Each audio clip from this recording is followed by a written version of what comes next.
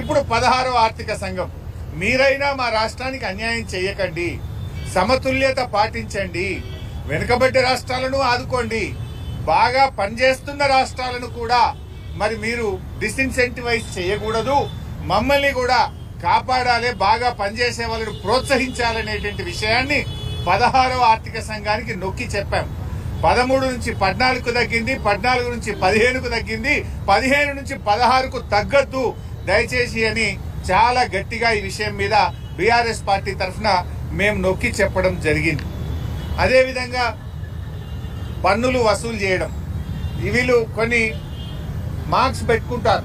ఈ డెవల్యూషన్ రాష్ట్రాలకు ఇవ్వడానికి కొన్ని పారామీటర్స్ పెట్టుకున్నారు.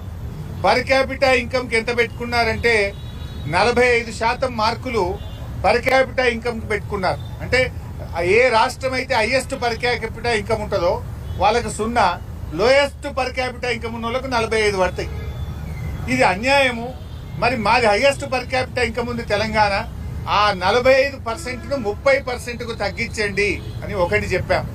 2, పన్నుల వసూలు చేయడంలో లీకేజీని అరెస్ట్ చేసి ఎక్కడ కూడా రాష్ట్రానికి వచ్చే పన్నుల్లో అవినీతి లేకుండా, లీకేజీ లేకుండా ప్రతి పైసాను రాష్ట్ర ప్రభుత్వ ఖజానాకు వచ్చేటట్టు చేస్తే దానికి 2.5% వెయిటేజ్ మాత్రమే ఉన్నది.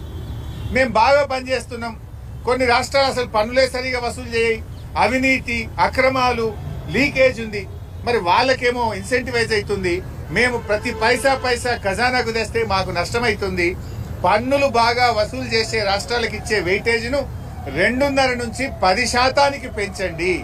తద్వారా రాష్ట్రాల మధ్య పోటీ పెరుగుతుంది, రాష్ట్రాల ఆదాయం పెరుగుతుంది అనేటువంటి విషయాన్ని ఆర్థిక సంఘం దృష్టికి తేవడం జరిగింది. అదేవిధంగా స్థానిక సంస్థలకు కూడా గ్రాంట్ పెంచండి. కనీసం స్థానిక సంస్థలు, అది rural local bodies, urban local bodies కు 50% పెంచాలని చెప్పి కూడా మేము వారిని కోరాం. ముఖ్యంగా అర్బన్ పాపులేషన్ ఎక్కడైతే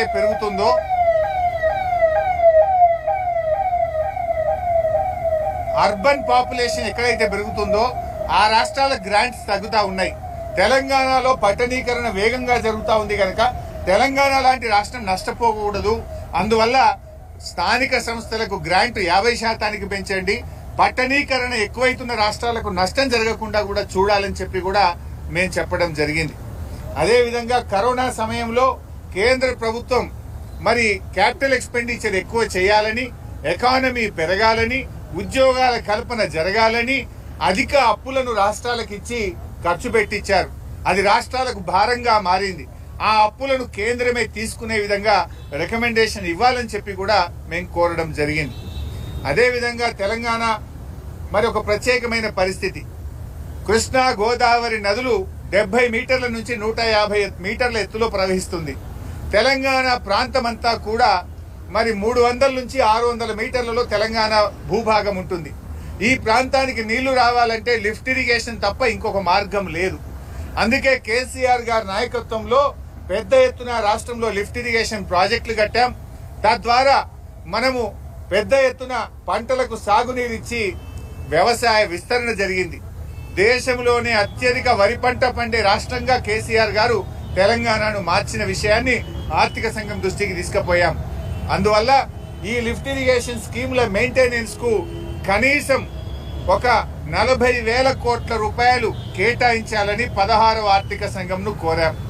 అదేవిధంగా పాలమూరు ఎత్తిపోతల పథకానికి జాతీయ ప్రాజెక్టు హోదా ఇవ్వాలని, పక్కన ఆంధ్రప్రదేశ్ కి ఇచ్చారు, కర్ణాటకకి ఇచ్చారు, ఉత్తరప్రదేశ్ కి ఇచ్చారు. తెలంగాణకు అన్యాయం చేస్తుంది కేంద్ర ప్రభుత్వం. పాలమూరు రంగారెడ్డికి జాతీయ హోదా ఇవ్వాలని కూడా బీఆర్ఎస్ పార్టీ పక్షాన కోరాం.